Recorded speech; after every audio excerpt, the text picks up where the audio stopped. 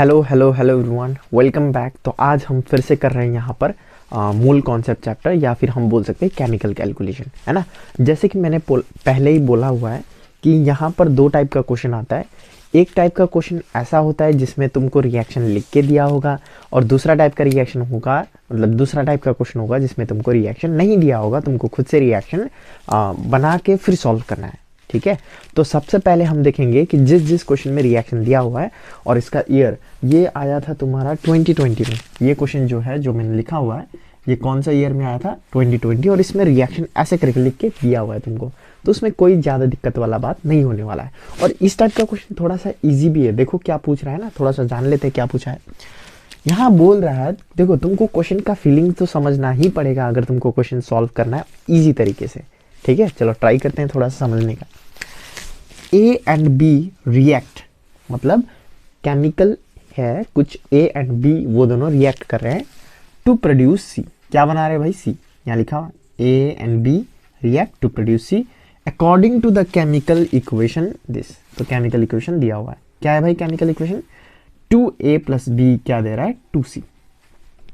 2a plus B क्या दे रहा है? 2c। क्या तुमको ये समझ में आया?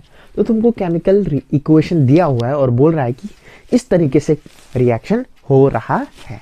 ठीक है, चलो देखते हैं। A B and C are the formula of three gases substance. मतलब जो फॉर्मूला है ना, फॉर्मूला क्या है भाई? लिख लेते हैं सॉल्यूशन। गिवन क्या दिया हुआ है? गिवन फॉर्मूला क्या क्या दिया हुआ है?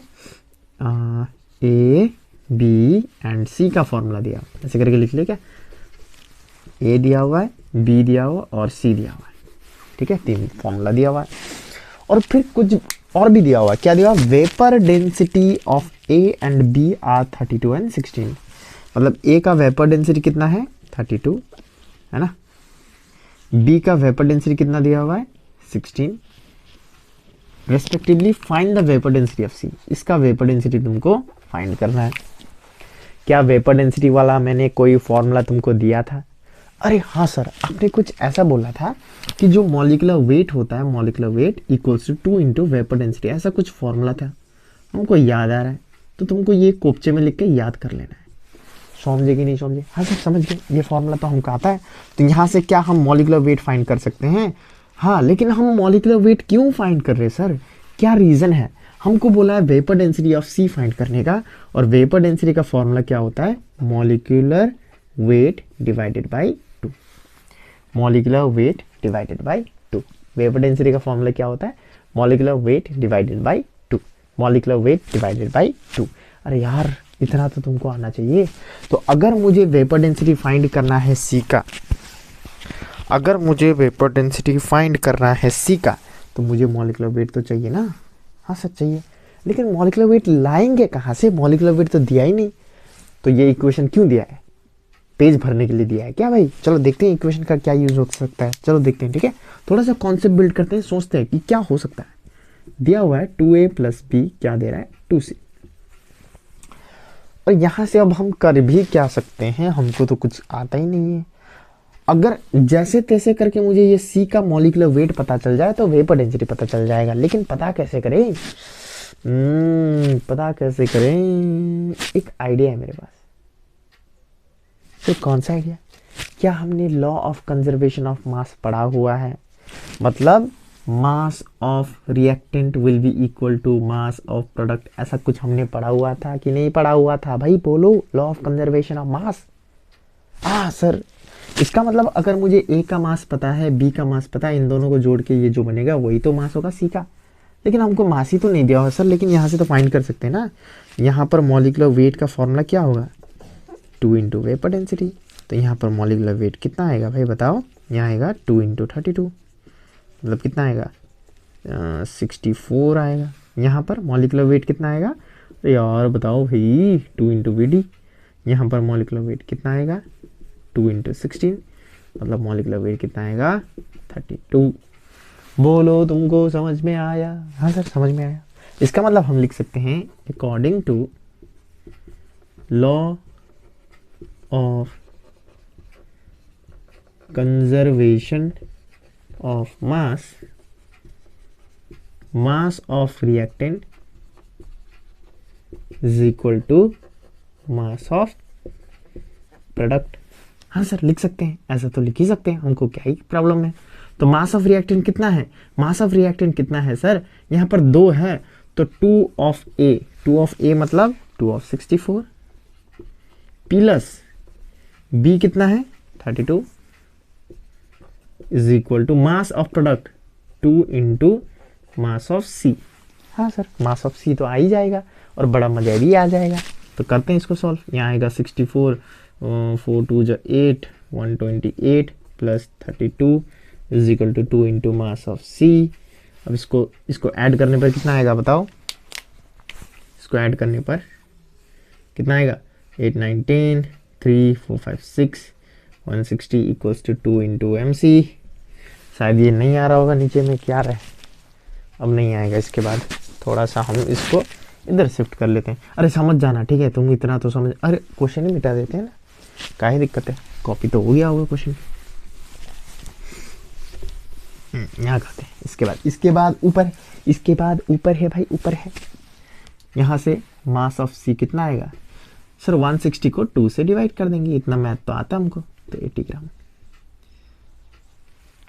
तो मास ऑफ सी कितना आया 80 ग्राम। लेकिन सर हमको तो मास ऑफ सी निकाल के क्या फायदा, हमको तो वेपर डेंसिटी ऑफ सी निकालना है। अरे यार मॉलिक्यूलर वेट ऑफ सी निकल गया ना, मॉलिक्यूलर वेट ऑफ सी निकल गया तो वेपर डेंसिटी का फॉर्मूला क्या है सर, वेपर डेंसिटी का तो अभी आपने बोला था मॉलिक्यूलर वेट डिवाइड बाय 2, इसका मतलब 80 डिवाइडेड बाई 2 कितना होगा 40। तो vapour density of C is equal to 40। खत्म।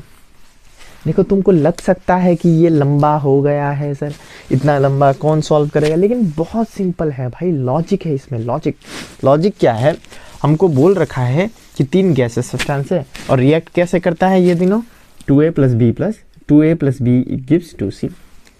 और हमको वेपर डेंसिटी ये दोनों का दिया हुआ है, उससे मॉलिक्यूलर वेट निकल जाएगा, वेपर डेंसिटी से मॉलिक्यूलर वेट निकल जाएगा। और इन दोनों को ऐड करने पर सी बनेगा। ये कैसे पता चला हमको, लॉ ऑफ कंजर्वेशन ऑफ मास। वहाँ से हमको मॉलिक्यूलर वेट ऑफ सी निकल के आ जाएगा, मॉलिक्यूलर वेट ऑफ सी निकलने से वेपर डेंसिटी ऑफ सी निकल ही ना जाएगा, है ना। सॉल्व करने के बाद वो तो पता चल ही ना जाएगा कि नहीं चलेगा। तो 2-3 बार सॉल्व करो और देखो कि क्या इसे हम हैंडल कर सकते हैं आगे से, है ना। चलो दूसरा क्वेश्चन आएगा, फिर थोड़ा सा पॉज होगा। तो चलो भाई ये अपना नेक्स्ट क्वेश्चन, ये कौन सा ईयर का है, 2020 का ही है, ये भी 2020 का ही है। और देखो क्वेश्चन कितना सिंपल है, और ये क्वेश्चन में भी तुमको रिएक्शन दिया हुआ है, तो ये खुशी का बात है कि नहीं। हाँ खुश हो जाओ भाई, 3 मार्क्स जेब में आ गया। लेकिन देखो ध्यान से, इस क्वेश्चन को सॉल्व करने से पहले थोड़ा सा दिमाग लगाना पड़ेगा। सर किस टाइप का दिमाग, देखो according to the following chemical equation, हमको केमिकल इक्वेशन दिया हुआ है कि ZnS एंड O2 जो है वो रिएक्ट करेगा, जिंक सल्फाइड और ऑक्सीजन रिएक्ट करेगा और बनाएगा zinc oxide and sulphur dioxide. Sir ये क्या जिंक ऑक्साइड सल्फर, हमको तो अब डबल समझ में नहीं आ रहा है, मत समझो, है ना, मत समझो। तुम बस देखो कि यहाँ पर ZnS है, यहाँ पर O2 है, ये दे रहा है, कुछ तो बन रहा है, कुछ तो हो रहा है, होने दो भाई, है ना। लेकिन हमको मेन क्या चाहिए, मेन हमको वही चाहिए कि गिवन इक्वेशन सॉल्यूशन है भाई। ये सॉल्यूशन ब्लू कलर से करेगा, चंगी लगेगा।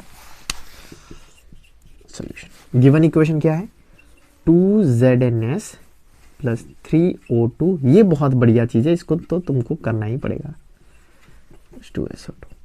अब यहाँ से देखो, ये लिखने के बाद हमको ये समझना है कि ये इक्वेशन हमसे कहना क्या चाहता है।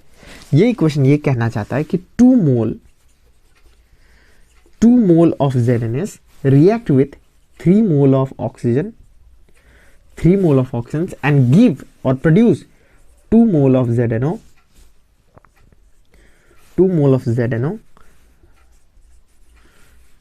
and 2 mole of sulfur dioxide। तो ये कहना चाहता है ये क्वेश्चन, इसको समझो ध्यान से, मैंने कैसे बोला इसको, कैसे पढ़ा इसको।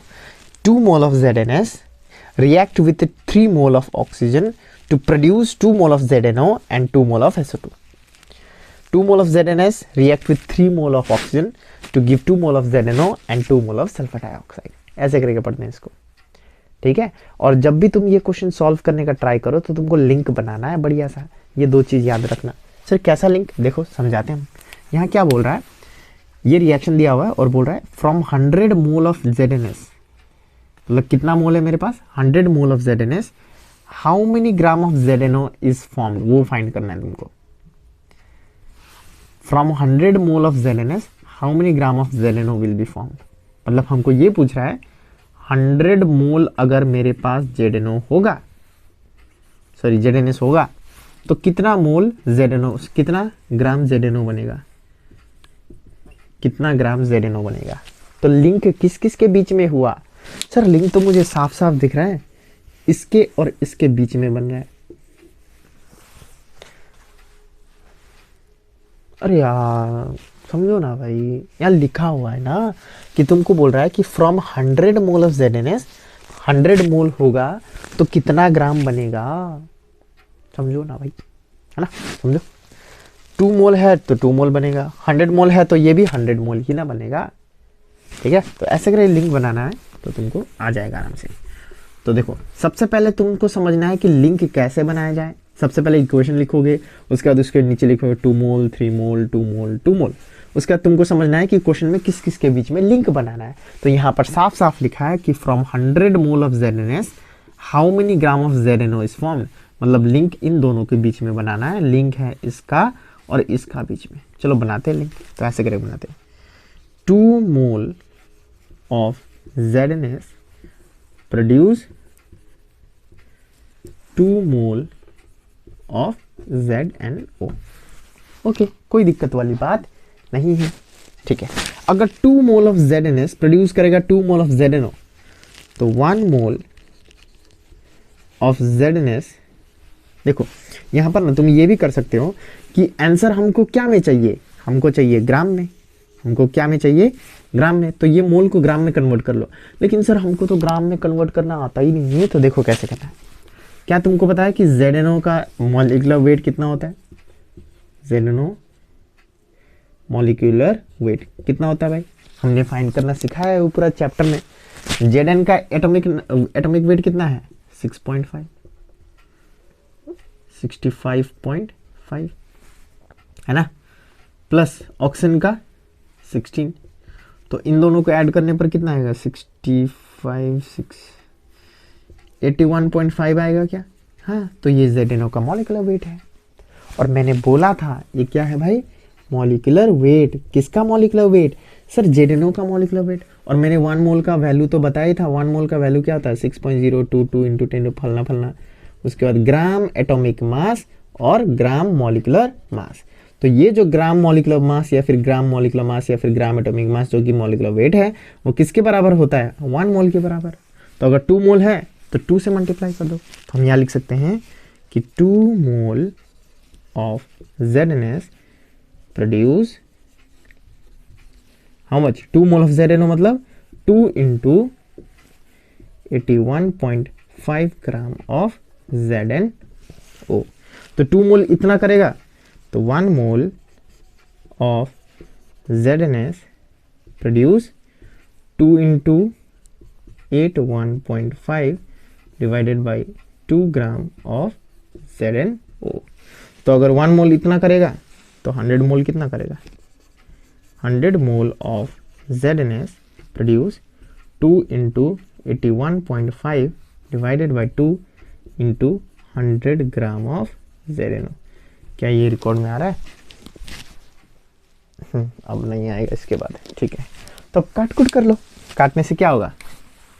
ये कैंसिल, ये पॉइंट हटा के हम यहाँ पर 10 लिख सकते हैं। 10 का ये 0 0 कैंसिल, मतलब ओवरऑल आंसर कितना आ जाएगा हम लोग का? 8150 ग्राम। तो 100 मोल से कितना ग्राम ऑफ ZNO बनेगा? 8150 ग्राम। तो ऐसे करके तुमको सॉल्व करना है। क्या तुमको ये समझ में आया? सर मुझे तो कुछ भी नहीं समझ में आया। कैसे नहीं समझ में आया? देखो तुमको कहाँ पर डाउट हो सकता है। तुम लोग न्यू हो इस टॉपिक में, लेकिन क्लास 9 में हमने डिस्कस किया हुआ था। ये हमने नहीं किया, तुमने तो पढ़ा ही होगा, है ना। देखो ZNS plus O2 gives ZNO and SO2। और हमको ये इक्वेशन से पता चल रहा है कि ये 2 मोल है, ये 3 मोल है, ये 2 मोल है, ये 2 मोल है। और यहाँ पर लिंक बनाना है ZNS एंड ZNO का। तो 2 मोल गिव 2 मोल ऑफ ZNO। तो वही तो लिखा 2 mole of ZNS produce 2 mole of ZNO। लेकिन ये जो मोल है हमको ZNO जो फाइंड करना है वो ग्राम में फाइंड करना था। तो मैंने ये मोल को ग्राम में कन्वर्ट कर दिया। और कैसे कन्वर्ट किया? पहले मैंने फाइंड किया कि मॉलिक्यूलर वेट क्या होगा 81.5, तो 81.5 जो है वो 1 मोल का ग्राम है, वेट है, लेकिन यहाँ पर 2 मोल है तो 2 से मल्टीप्लाई कर देंगे तो वो इतना आ जाएगा, फिर 1 मोल का इतना डिवाइड बाय 2, फिर 100 मोल का ये। समझे, बहुत सिंपल है, 2-3 बार तुम खुद से ट्राई करो, आराम से बन जाएगा। ठीक है, चलो कॉपी करो। देखो अगर नहीं समझ में आया तो फिर से रिवाइंड करके थोड़ा सा टाइम इन्वेस्ट करके सीख लो, है ना। इंपॉर्टेंट है भाई, क्लास 11 में पहुंचोगे, साइंस लोगे, ये नहीं आएगा तो मजाक उड़ाएगा, है ना। तो कॉपी करो, इसको मैं मिटाऊंगा, उसके बाद दूसरा नंबर करेंगे। ठीक है, चलो अब आते हैं दूसरा नंबर में।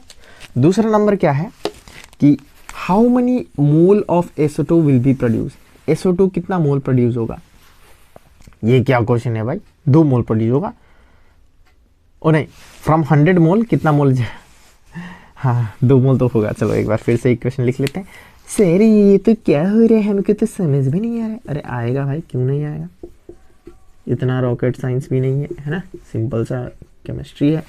तो देखो यहाँ पूछ रहा है कि फ्रॉम 100 मोल ऑफ ZnS, तो लिख लेते हैं पहले ये 2 मोल, ये 3 मोल, ये 2 मोल और ये भी 2 मोल। ठीक है, यहाँ बोल रहा है कि from 100 mole of ZnS how many mole of SO2 will be form. तो हमको पता है लिंक किसके बीच में बन रहा है, ZnS एंड SO2, तो ZnS एंड SO2 के बीच में लिंक बन रहा है, तो हम लिखेंगे 2 mole of ZnS produce 2 mole of SO2। हाँ ठीक है, तो 1 मोल कितना प्रोड्यूस करेगा, 1 mole of ZnS produce 2/2 mole of SO2, मतलब 1 ही है। तो अगर 1 मोल इतना, अरे यूनिटरी मेथड है यार, 2 चॉकलेट का दाम 2 रुपए तो 1 चॉकलेट का दाम 1 रुपए, वही तो है भाई। तो 100 mole of ZnS produce 2/2 into 100 mole of SO2, तो 2 कैंसिल तो 100 आएगा। तो 100 mole of ZnS produce 100 mole of SO2। तो ये सिंपल था, ये तो देखते ही पता चल रहा है कि 2 मोल है, 2 प्रोड्यूस कर रहा है, तो 100 मोल होगा तो 100 प्रोड्यूस करेगा, ये तो देखते ही बन रहा था। लेकिन एग्जाम में हमको सॉल्व करके दिखाना है। रिकॉर्ड हो रहा है कि नहीं हो रहा है बीच, हाँ आ तो रहा है, ठीक है बढ़िया है ना। तो हमको ना ये वाला तो देखते ही पता चल रहा था कि 2 मोल है तो 2 मोल दे रहा है, 100 मोल है तो 100 मोल ही देगा, तो आंसर वही है। ठीक है, तो तुमको लिखना है कि therefore 100 mole of ZnS gives 100 mole of SO2। ठीक है, क्या इतना आ जाएगा तुमको। ठीक है, चलो ये क्वेश्चन भी सॉल्व हुआ अपना। अब चलते हैं नेक्स्ट क्वेश्चन में, तो थोड़ा सा कट होगा। Okay, so this is next question, तो देखते हैं इसको कैसे सॉल्व किया जाए, है ना। तो देखो यहाँ पर भी वही है, लिंक बनाओ, सॉल्व करो, इक्वेशन तुमको पहले से ही दे दिया है। तो देखो SO2 मतलब sulphur dioxide, required for the industrial production of H2SO4, मतलब सल्फ्यूरिक एसिड का कुछ इंडस्ट्रियल प्रोडक्शन के लिए सल्फर डाइऑक्साइड चाहिए, which is produced by burning iron pirates in excess air. छोड़ो भाई, यहाँ क्या बोल रहा है ना कि सल्फर डाइऑक्साइड बनाना है भाई, किसके लिए, सल्फ्यूरिक एसिड बनाने के लिए। तो देखो सल्फर डाइऑक्साइड जो चाहिए industrial production of sulphuric acid के लिए, वो प्रोड्यूस हो रहा है कैसे, by burning iron pirates in excess air. इसको बोलते हैं आयरन पायरेट्स। जब हम आयरन पायरेट्स को बर्न करेंगे इन प्रेजेंस ऑफ एयर तो वो देगा सल्फर डाइऑक्साइड, और ये सल्फर डाइऑक्साइड को हम यूज़ करेंगे सल्फ्यूरिक एसिड बनाने में। तो उसका कोई क्वेश्चन से लेना देना नहीं है, तो समझे ना। तो यहाँ पूछ रहा है कि how many gram of Fe2S, मतलब कितना ग्राम ऑफ Fe2S हमको चाहिए ताकि हम कितना ग्राम ऑफ SO2 बनाएं, 512 ग्राम ऑफ SO2। तो क्या तुमको लिंक पता चल गया किस किस के बीच में, बताओ किस किस के बीच में। हाँ सर, वही जो ब्लू बॉक्स के अंदर है उसी के बीच में लिंक है, ठीक है ना। How many gram of Fe2S will give 512 gram of SO2।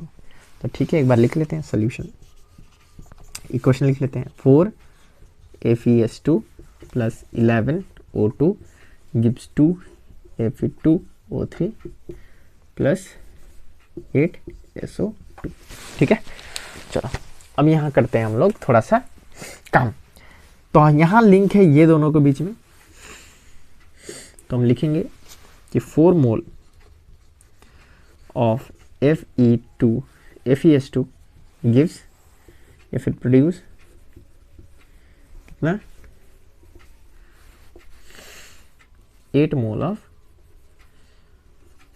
SO2। ओहो सर, लेकिन यहाँ पर एक थोड़ा सा प्रॉब्लम आ गया। क्या प्रॉब्लम? यहाँ पर हमको यहाँ पूछ रहा है how many gram of Fe2S, तो हमको इसको फाइंड करना है, how many gram of Fe2S। और ये याद रखो, जिसको भी तुम्हें फाइंड करना है वो हमेशा इस तरफ होना चाहिए। जिसको तुम फाइंड कर रहे हो वो किस तरफ होना चाहिए? इस तरफ होना चाहिए। जिसको भी तुम फाइंड कर रहे हो वो किस तरफ होना चाहिए? इस तरफ। तो यहाँ पर बोल रहा है कि how many gram of FeS2, तो FeS2 को उस तरफ लिखने से बढ़िया होगा, तो मैं इसको इरेज कर देता हूँ, उधर से लिखता हूँ। तो कैसे लिखेंगे? ऐसे करेंगे। तो 8 mole of SO2 is produced by 4 mole of FeS2। तो तुमको थोड़ा सा लैंग्वेज से खेलना पड़ेगा, ठीक है? तो चलो, 8 मोल से 4 मोल बनता है, तो 1 मोल से कितना बनेगा? 1 mole of SO2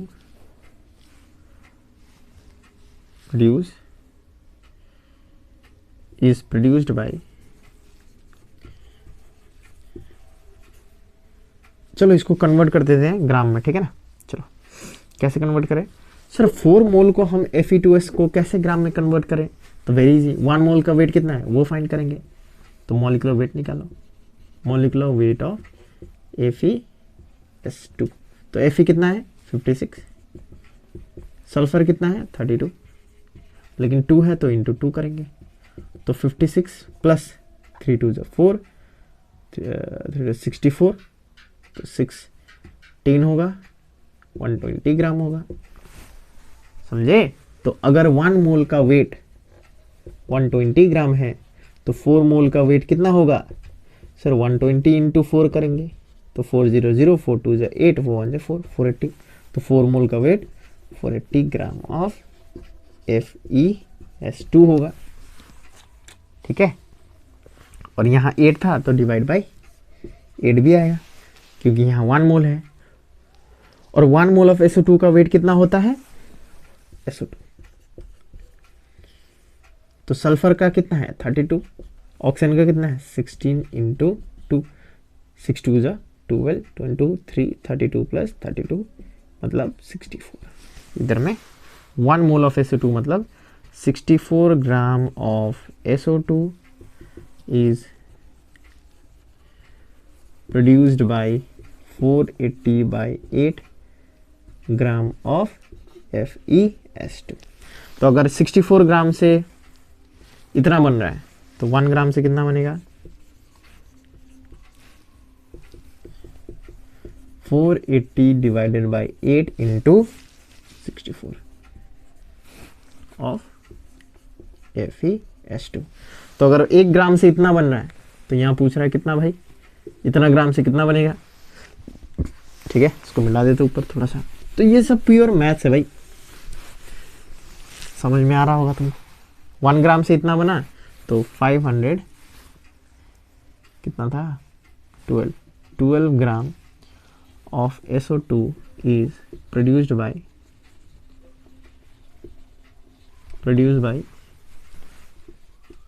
480 divided by 8 into 64 into 512। तो ये होगा। तो क्या ये कट जाएगा 4 का टेबल से? देखो भाई 4 का टेबल से कटेगा। 4 1 जा 1, 8 19 11, हाँ कट जाएगा। देखो 4 2 जा 8, 4 1 जा 4, है ना? तो यहाँ पर 1 बचा तो इधर आ जाएगा। 4 2 जा 8, 19 11 3, तो 8 जा 32, 1 2 8 हुआ। क्या फिर से जाएगा? 2 से करते हैं, 2 से 2 1 जा 2, 2 6 जा 12, 2 4 जा 8, तो 64 कट गया। तो 512 gram of SO2 is produced by 480 gram of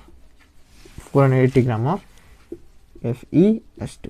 तो थोड़ा सा तुमको मैथ्स आना चाहिए यहाँ पर, बाकी तो बहुत सिंपल है। तुमको सिर्फ लिंक बनाना है और सॉल्व करना है, लिंक बनाना है, सॉल्व करना है। एक बार फिर से देखो वीडियो तो तुमको समझ में आएगा, है ना?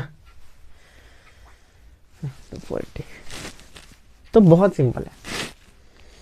क्या एक बार फिर से एक्सप्लेन करना पड़ेगा? मुझे नहीं लगता करना पड़ेगा, बहुत सिंपल है। इन दोनों के बीच में लिंक बना, उसके बाद हमने लिखा कि 8 mole of SO2 is produced by 4 mole of FeS2। क्यों इस तरफ लिखा? क्योंकि मैंने बोला जिसको फाइंड करना है वो उस तरफ लिखना होता है ना। उसके बाद 8 mole of SO2 produce 4 mole of FeS2। तो उसके बाद मैंने लिखा 1 मोल प्रोड्यूस करेगा कितना? 4 मोल डिवाइड बाय 8। तो 4 मोल को मैंने 480 में कन्वर्ट कर दिया था, देखो। तो 480 डिवाइड बाय 8, तो 1 मोल को भी मैंने ग्राम में कन्वर्ट कर दिया 64 से इतना बनता है, तो 1 ग्राम से फिर इतना बनेगा, और इतना बना तो 512 से मल्टीप्लाई कर दो, आराम से हो जाएगा। ठीक है, चलो तुमको समझ में आया होगा। अगर नहीं समझ में आया तो लिखो कि सर ये क्वेश्चन हमको नहीं समझ में आया, ठीक से समझाओ, तो मैं फिर से वीडियो बना के थोड़ा ज़्यादा लंबा एक्सप्लेन करके डाल दूंगा। ठीक है, थैंक यू।